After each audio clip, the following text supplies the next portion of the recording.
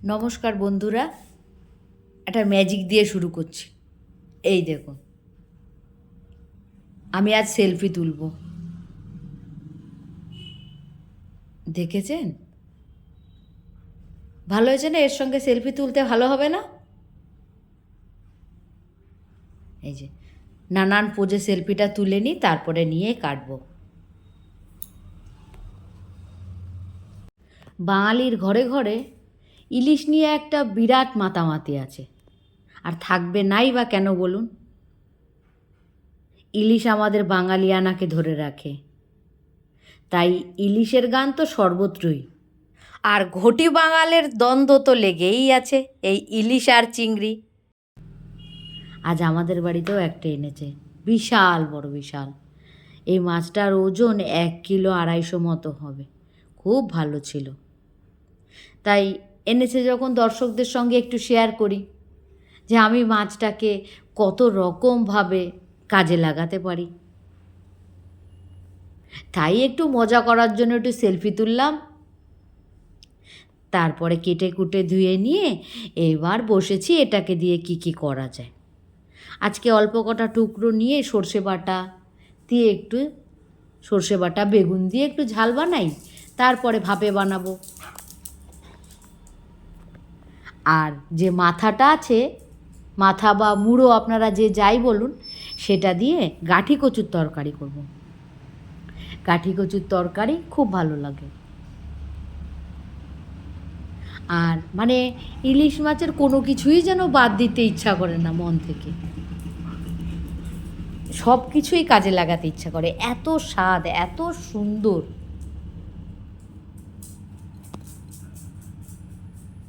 বাঙালির বাঙালিয়ানাই ওই ইলিশ মাছ জুড়ে। সর্ষে ইলিশ, ভাজা ইলিশ,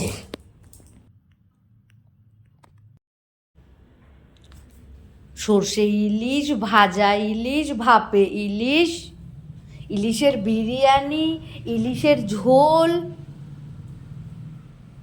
মানে কত কিছু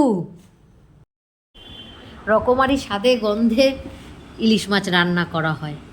কথায় কথায় ইলিশ মাছটা আমার হয়ে গেছে। দেখতে ভালো হয়েছে, খেতেও ভালো হয়েছে, আপনাদের সামনে তুলে ধরতে পারবো না। আর তেলটা একটু কম হয়েছে, মানে সবই একসঙ্গে বললাম। আপনারা বলবেন, কমেন্ট করবেন আমি কি ভুল করছি, কি ঠিক করছি। আপনারা যত আমাকে সাজেশান দেবেন, যত আমাকে কমেন্ট করবেন, তত আমি আমার ভুলটা শুধরাতে পারব। আর এটা হচ্ছে এই যে গাঁঠি কচু, গাঁঠি কচুটাকে কেটে নিয়েছি। গাঁঠি কচুকে এক এক জায়গায় এক এক রকম নামে ডাকা হয়, আমরা গাঁঠি কচু বলি। আপনারা কে কোথা থেকে দেখছেন, কী নামে ডাকেন, আমাকে একটু কমেন্টে লিখবেন। গাঁঠি কচু অনেক রকমভাবে রান্না করা যায়। চিংড়ি মাছ দিয়ে করা যায়, পাঁচফোড়ন ফোড়ন দিয়ে, শুধু আদা জিরা দিয়ে করা যায়। আজকে যেহেতু ইলিশ মাছের মাথা আছে, তাই আজকে ইলিশ মাছের মাথা দিয়েই ব্যবহার করব। আর রান্না মানে জানেন তো, রান্না মানে ভালোবাসার ছোঁয়া। আপনি যত সুন্দর করে রান্না করবেন, সেটাকে পরিবেশন করবেন, সেটা দেখতেও যত সুন্দর হয়, খেতেও তত ভালো হয়। আমি চেষ্টা করি রান্নাটা ভালোবেসে করার, যাতে আমার ঘরের লোকরা খেয়ে বলে, না মা তুমি ভালো বানিয়েছো। তাই আপনাদের সঙ্গে একটু শেয়ার করি। কথায় কথায় এবার পাঁচফোড়ন ফোড়ন দিয়েছি, কাঁচা লঙ্কা দিয়েছি, এবার গাঁঠি কচুটা দিয়ে দেব। গাঁঠি কচুটা না সিদ্ধ করে নিলে ভালো হতো, সেটা করিনি, ভুল করেছি। আর যার জন্য একটু সিদ্ধ হতে সময় নিয়েছে। আপনারা যে রান্না করবেন সিদ্ধ করে নিতে পারেন। এই গাঁঠি কচুকে আবার সিদ্ধ করে শুকনো লঙ্কা ভাজা, পেঁয়াজ ভাজা দিয়ে মাখতে পারেন, গরম ভাতে একদম ফাটাফাটি লাগে, অতুলনীয় স্বাদ হয়। গাঁঠি কচু সিদ্ধ, ওল কচু সিদ্ধ, মানে সব কচু খাওয়া ভালো, খাবেন।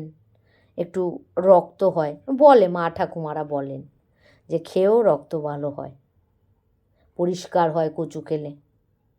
এই যে গাঁঠি কচুটা একটু কষিয়ে তার মধ্যে মাছের মাথাটা দিয়ে দিয়েছি, কারণ গাঁঠি কচুটা সিদ্ধ হতে একটু সময় লাগবে, তাই একটু জল টল দিয়ে ঢাকা দিয়ে রাখি। রাখা হয়ে গেলে তারপরে আবার আপনাদের দেখাচ্ছি। এই যে হলুদটা কম হয়েছিল, তাই আরও একটু পরে একটু হলুদ দিতে হয়েছে। ওই যে দেখেছেন ভুল করেছি কোথায়, গাঁঠি কচুটা একবার যদি ভাপিয়ে নিতাম তাহলে আর এই সমস্যাটা হতো না।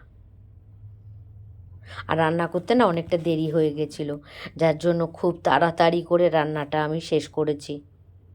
ভালো হয়নি আমি জানি, কিন্তু দেখালাম একটু। মনে হলো যে ইলিশ মাছের মাথাটা আমি কী কাজে লাগাচ্ছি আপনাদের সঙ্গে যদি একটু শেয়ার করি, ভালো লাগবে তাই। এই যে, ওই দেখতেও হয়েছে কোনো রকমের, খেতেও হয়েছে ওই রকমই। আজকে আমাদের ভাতের থালা। মাছের তেলটা রেখে দিয়েছিলাম, ওটাকে একটুখানি ভাতের সঙ্গে প্রথম ভাতে খাবো, তারপরে যেমন গাঁঠি কচু খাবো, ইলিশ মাছ খাবো। আপনারাও দুপুর হয়ে গেছে, আপনারাও খেয়ে নিন, ভালো থাকবেন।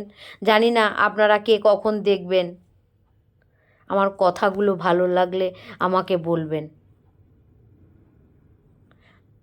এই যে আজকের সবাইকে মতো দিয়ে এখানেই নিয়ে শেষ বসবো, করছি। আমরা সবাই ভালো থাকবেন, একসঙ্গেই সুস্থ বসি। থাকবেন, আজ সবাই আসি। ভালো থাকবেন।